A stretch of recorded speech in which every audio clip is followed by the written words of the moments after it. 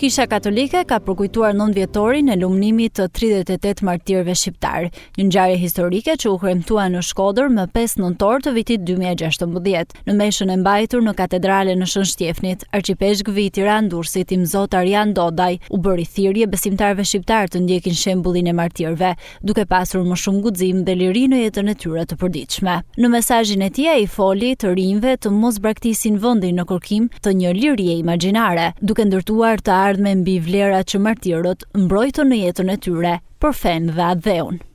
Sot, pas 30 vit, 35 vitesh, kisha jo në Shqipëri është e thirrur atëherë ta ruaj zjarrin e kësaj lirie, ta ushqeje me zjarrin e dashurisë, të misionit dhe vëllazërisë. Dashur vëllezër e motra, ky kremtim atëherë nuk është thjesht një kujtim i të kaluarës, është thirrje për të tashmen, për të ardhmen, për të rit tanë,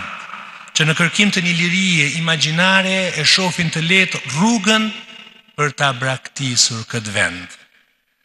Martirët tanë nuk na kërkojnë vetëm të nderohen, por të imitohen, e kanë dashur vendin tonë, për fe e atdhe. Ata na mësojnë se kisha rritet kur është e bashkuar, kur nëpërmjet mestarëve besimtarëve lulëzon dashuria, mirëkuptimi, shërbimi. Prandaj sot nga kjo katedrale e shenjtë duhet të themi,